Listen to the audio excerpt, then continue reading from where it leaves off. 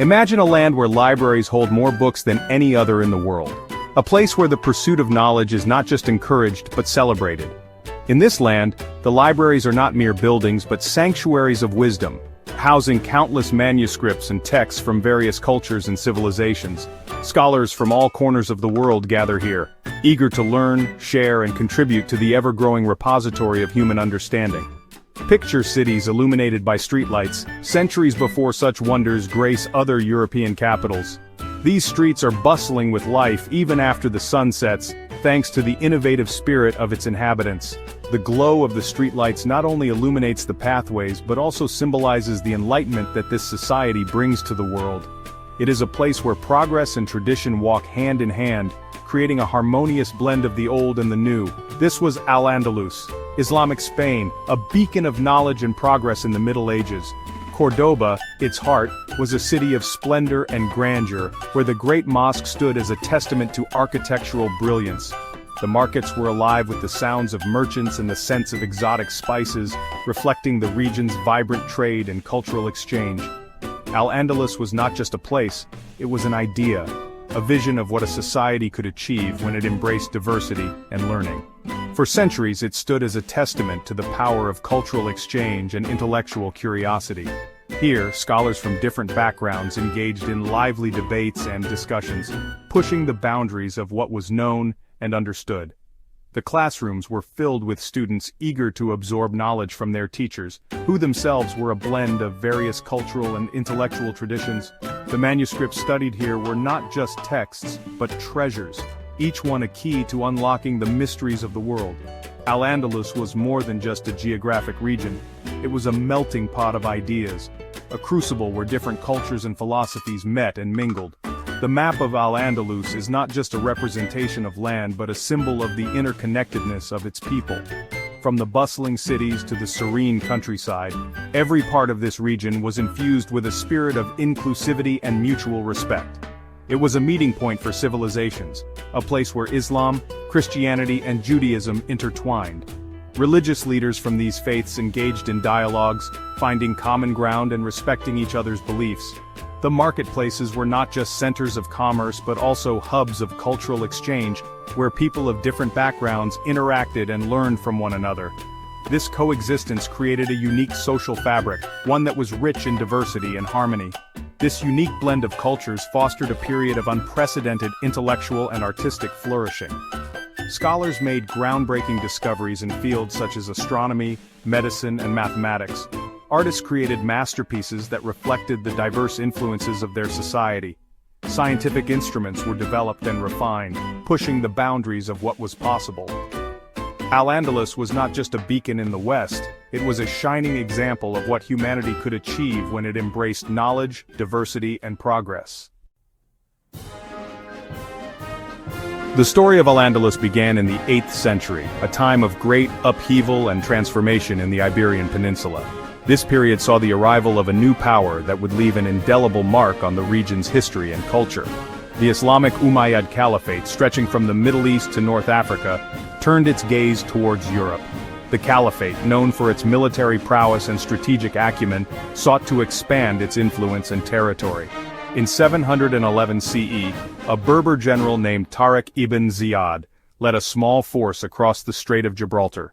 This daring expedition was a pivotal moment in history, as it marked the beginning of a new era in the Iberian Peninsula. This conquest marked the beginning of Islamic rule in the Iberian Peninsula. The arrival of the Moors brought significant changes to the region, influencing its architecture, culture, and society in profound ways. The Umayyads, with their sophisticated culture and advanced knowledge, quickly established control. They introduced new agricultural techniques, architectural styles, and a system of governance that would shape the region for centuries to come. They brought with them a rich tradition of learning and scholarship, laying the groundwork for Al-Andalus's future achievements. The intellectual and cultural advancements made during this period would resonate throughout Europe and the world, leaving a lasting legacy that continues to be felt today. Under Islamic rule, Al-Andalus flourished. Its cities like Córdoba, Seville, and Granada became centers of learning and commerce. Scholars from all over the world flocked to its renowned universities, drawn by the pursuit of knowledge. Al-Andalus made significant advancements in mathematics, astronomy, medicine, and philosophy. Its scholars preserved and translated ancient Greek and Roman texts, making them accessible to the West. This rediscovery of classical knowledge would later fuel the European Renaissance. While Europe was mired in the Dark Ages, Al-Andalus shone brightly. Its cities boasted paved streets, public baths, and sophisticated irrigation systems. Libraries were filled with countless volumes, a stark contrast to the limited literacy of other European regions. The architectural marvels of Al-Andalus, like the Alhambra Palace in Granada and the Great Mosque of Córdoba, testified to its cultural sophistication.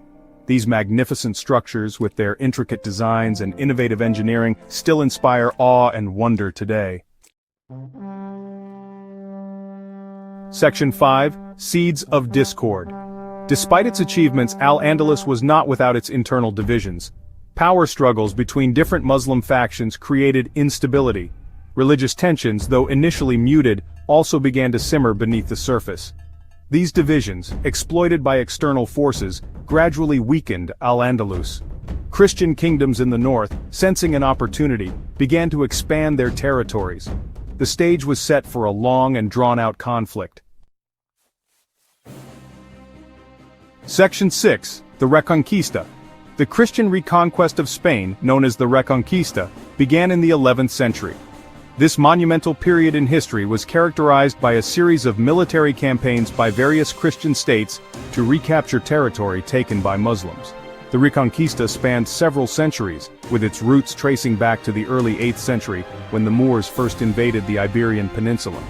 It was a slow and gradual process, marked by periods of intense warfare and uneasy truces. The Christian kingdoms of Castile, Aragon, and Leon played pivotal roles in these campaigns. Battles were fought not only with swords and shields but also through strategic marriages and alliances that shifted the balance of power.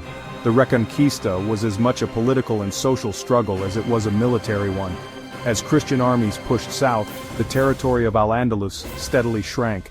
The once vast and culturally rich Muslim territory began to fragment under the pressure of relentless Christian advances. Cities that had flourished under Muslim rule, known for their architectural marvels and scholarly achievements, started to fall one by one. The fall of Toledo in 1085 was a major turning point. This victory was not just a military success, but also a symbolic one, as Toledo had been a significant center of Muslim power and culture. Its capture by Alfonso VI of Castile marked a decisive shift in the momentum of the Reconquista. It signaled the beginning of the end for Al-Andalus. Although Muslim rule would persist for several more centuries in the south, the Reconquista continued to push forward, with significant battles and sieges occurring throughout the 12th and 13th centuries. The Christian forces were relentless, and their victories were often accompanied by the establishment of new Christian settlements and the repurposing of Muslim architectural wonders. The cultural exchange that had characterized Al-Andalus began to unravel. The once harmonious coexistence of Muslims, Christians, and Jews started to deteriorate. Libraries that had housed vast collections of knowledge from different cultures were either destroyed or repurposed. Despite the conflict, the legacy of Al-Andalus left an indelible mark on Spanish culture, influencing art, architecture, and scholarship for generations to come. Section 7. The Fall of Granada. By the 15th century, only the Emirate of Granada remained as the last bastion of Islamic rule in Spain. Ruled by the Nasrid dynasty, Granada experienced a final burst of cultural brilliance, embodied in the splendor of the Alhambra Palace. However, the fate of Granada was sealed. In 1492, after a decade-long siege, the combined forces of King Ferdinand and Queen Isabella captured the city. The fall of Granada marked the end of Al-Andalus and the completion of the Reconquista. Section 8. A Lasting Legacy. The demise of Al-Andalus was a tragic loss for the Islamic world and for Europe as a whole. The vibrant cultural tapestry woven over centuries was torn apart. Yet, the legacy of Al-Andalus endured. Its contributions to science, mathematics, astronomy, and philosophy continued to influence European thought. Its architectural marvels inspired generations of artists and architects. The spirit of inquiry and cultural exchange that defined Al-Andalus left an indelible mark on history. Section 9. Echoes of Al-Andalus. Even today, the echoes of Al-Andalus resonate throughout Spain and beyond. From the graceful arches of the Mezquita in Córdoba to the enchanting gardens of the Alhambra, the architectural splendor of Al-Andalus continues to captivate visitors. More importantly, the legacy of Al-Andalus serves as a reminder of the power of cultural exchange and the importance of tolerance. It reminds us that even in the midst of conflict and division, human civilization